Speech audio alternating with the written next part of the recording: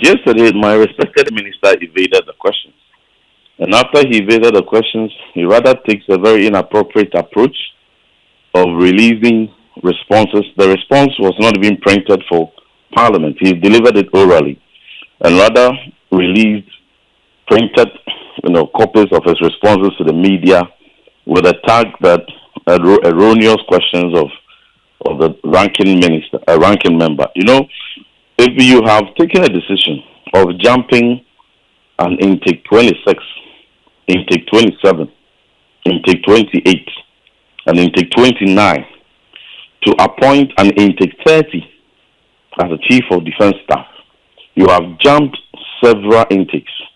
The question we put, how many of these intakes from 26, because the previous chief of defense staff, the former, is intake 26.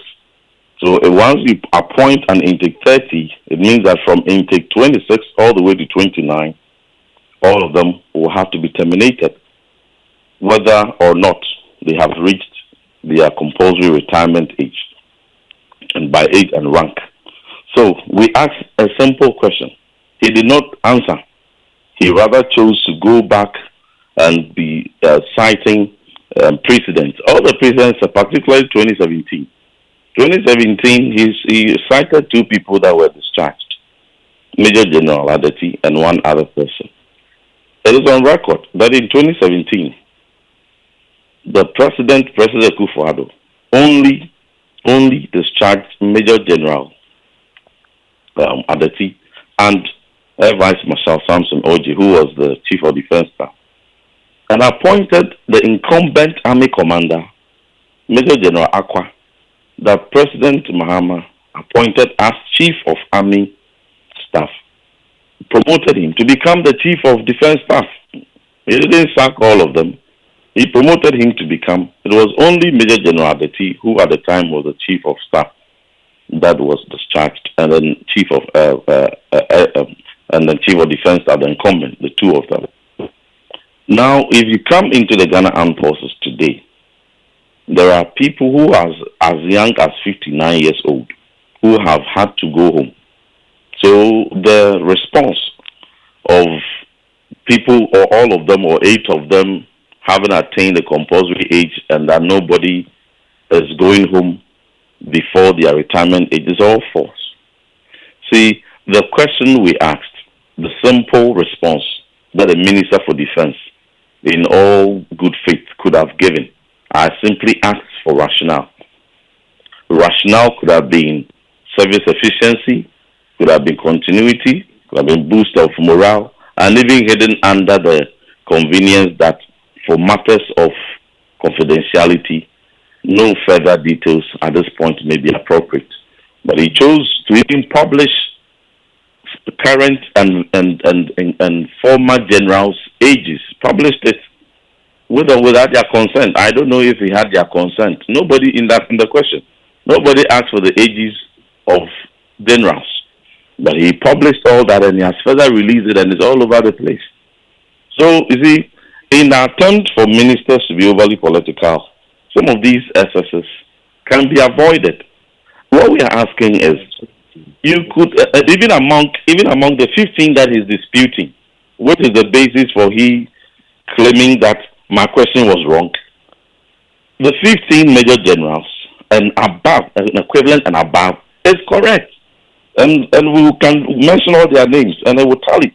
But what really makes it more is the fact that among the intake 30, there are 12 brigadier generals who are more senior to the currently appointed Chief of Defense Staff, because they were promoted brigadier general before the 12 of them were promoted brigadier generals before the current CDS was appointed brigadier general. We appointed Major General, or now Lieutenant General. We appointed him brigadier general. And MPP, we have nothing against the CDS General Japan. Nobody has anything against him. There's a matter of principle. There are 12, even among the rank of brigadier general, there are 12 of them who are more senior to the current one. So when you add that, then the number I said will even be more. But we were just talking about Major General, 2-star generals, and above. And that number is correct. Reverend, beyond the number, the rationale behind jumping intake 26, 27, 28, 29 to 30. Then he makes reference to some precedents of 2001 and 2005 at the time when a brigadier general 1-star was promoted to 2-star and appointed, and that this is not the first time a brigadier general has been appointed chief of defense staff. That is correct. But at the time, the people that were appointed brigadier generals that were promoted to major generals were the most senior in service, and if anything at all, those that were compulsory retired before their time would not even exceed 3 in those instances. So this is by far the decision that has been taken in our Fourth Republic democracy, which has seen the unprecedented number of generals who have prematurely been terminated.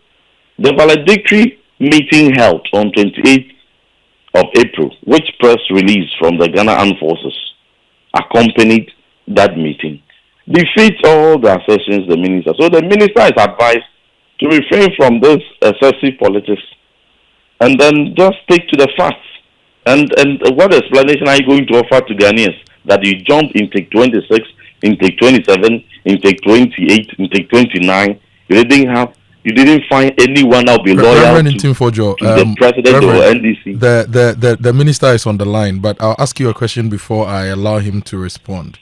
In your initial assertion, you said he could have given reasons as this being a strategic decision for efficiency and all those other reasons you gave.